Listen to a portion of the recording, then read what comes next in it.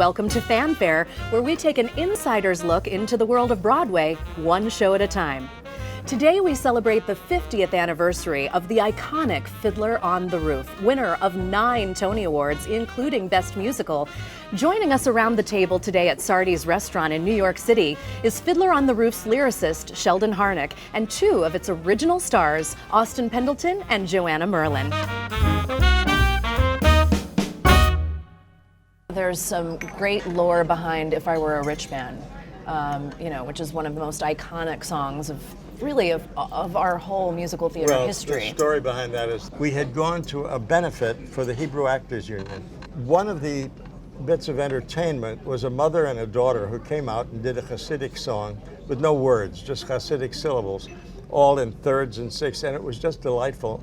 And I didn't know this, but Jerry Bach had been enthralled by it. And he called me at 7 the next morning. He said, "Sheldon, I've been working all night. I've got something you've got to hear." So I went to our publisher's office, and he sat down at the piano and he sang, and he played the whole thing with these Hasidic syllables. And I listened to it and I thought, oh, that's interesting. In one of the stories, Tevye says, "If I were a Rothschild." I said, that fits that music. If I were a Rothschild. But it would be more universal to say, if I were a rich man. And then Jerry said, when you write the lyric, can you preserve some of the Hasidic syllables instead of making it all lyrics? Yeah. And I thought, what a nice idea. But I said, how do you spell? So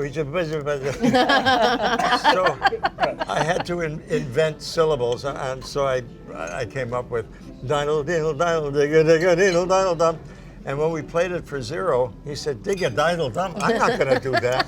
He said, "I grew up singing this kind of thing. Let me do it authentically." We said, "Please do it," and he did. It was wonderful. Okay, let's talk about the amazing Zero Mostel. And I think there's very few that would argue that he was so signature and so iconic in the role, and he really gave it an identity and a spin that was probably. Can you speak to what it was like actually working with him on stage and working with him creatively? I watched Zero doing If I Were the Rich Man, and I thought, gee, I think I should change the ending of that. The whole song is rather droll, and then I ended it on a serious note. I think I should change that. So we had a staff meeting, and I mentioned this, and Zero yelled at me. He said, "Sheldon, if you change the song, then you don't understand this man. Yes, it's droll, but the ending, that's Tevye, not the rest of it. That's the ending. Don't you dare change that." He really did me a favor, but that was my one involvement with Zero. Yeah. Once we were on Broadway, when it wasn't a matinee day, he would frequently spend all day at his painting studio. And all day. And then he would come to do the show. He'd get there about 6 o'clock and lie down and take a nap. Yeah, he And then considered do that himself a extraordinary- painter who also acted. Yeah. Amazing. He was a friend of mine, was a close friend of Zero's, and he used to go to the studio sometimes to visit him. And he said he was like a different person. He was so serious, quiet, because once he left the studio, Zero was on. Yeah. He was on all the time, and there was just a lot of shtick, and the more the audience laughed, the more shtick. Yeah. He did something in Detroit which could have got him killed. Jerome Robbins had staged If I Were a Rich Man. He had provided a big can of milk. And Zero had a bit where he raises his arms to heaven, he lowers his arm, it goes into the milk can, he pulls it out. And all he was supposed to do was just squeeze the milk out and go on with the scene. Within a day or two, it became a 7-minute sequence about what you do with a wet sleeve. You use it for perfume, you grease the wheels of your wagon with it, and so forth, until about the second or third day, he sighed, he lowered his arm, and he took it out. There was no milk in the can, But one day, he took his sleeve and he walked to the lip of the stage and he wrung the sleeve out over the bassoon, and the milk went into the bassoon, and the bassoon player wanted to kill him. It's a $1,500 instrument. Anything for a laugh. Whoa, that's incredible. I was told that actors who had been staged a certain way would turn to deliver a line and he wouldn't be there, that he'd be somewhere else. Really? I don't know if that's true. Yeah. So you were ready for anything when you were. Well, Austin was very gracious, actually, with Zero. I loved him. This is going to come out the wrong way.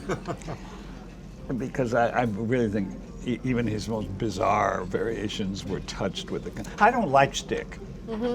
But somehow the rules were different. I mean, even things people would say to me, would see the show, no dairyman in a shtetl in 1905 would do 9/10 of what he does up there. And I would think, yes, what, you know, but in Picasso, people's faces aren't like that either, you know. I mean, this is going to sound so weird. To me, his shtick was painterly. It was like abstract. No, actually, that makes perfect sense to me. It was rooted in vaudeville. Sure. But it was vaudeville with pigs flying. You know what I mean? It was Chagall. yeah. It was but Chagall. Although Chagall is a scrupulous realist compared to what the things that's Right. And that's to me what the shtick were like. They were like.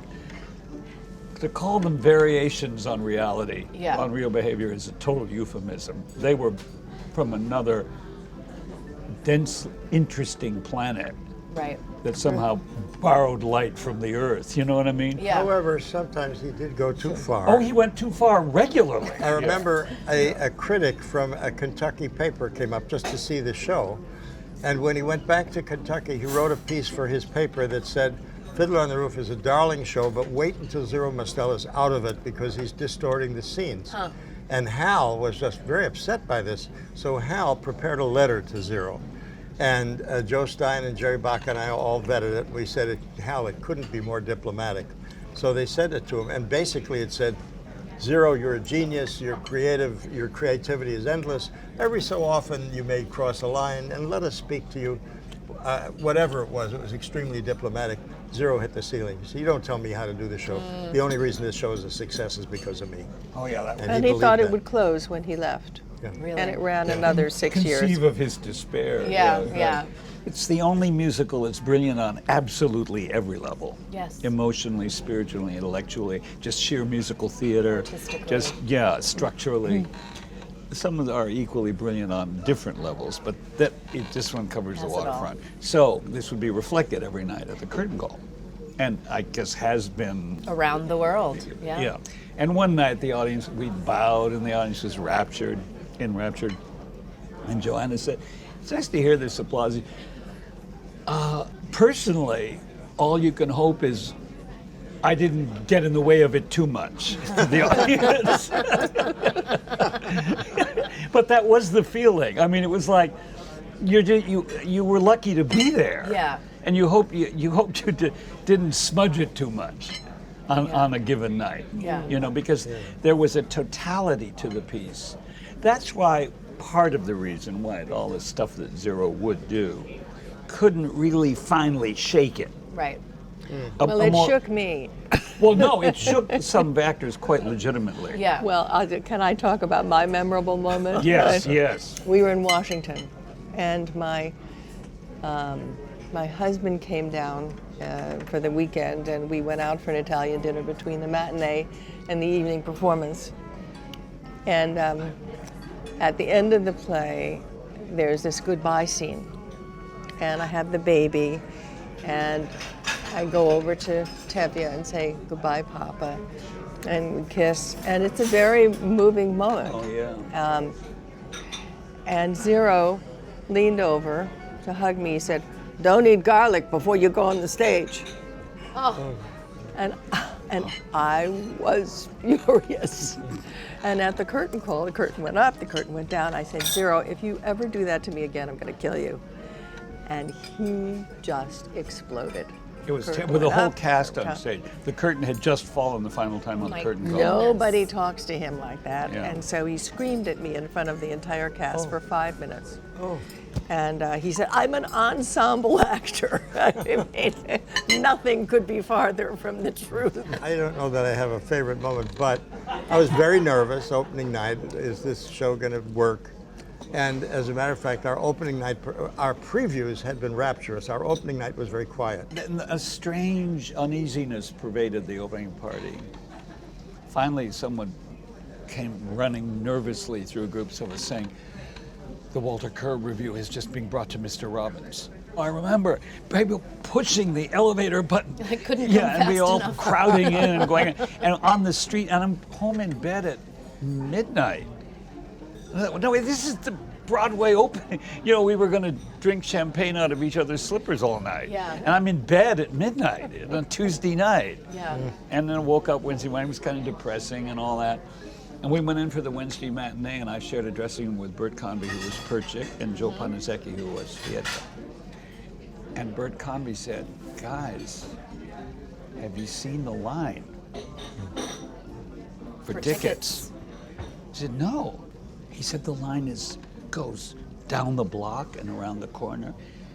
Bert said, "I think this is a hit."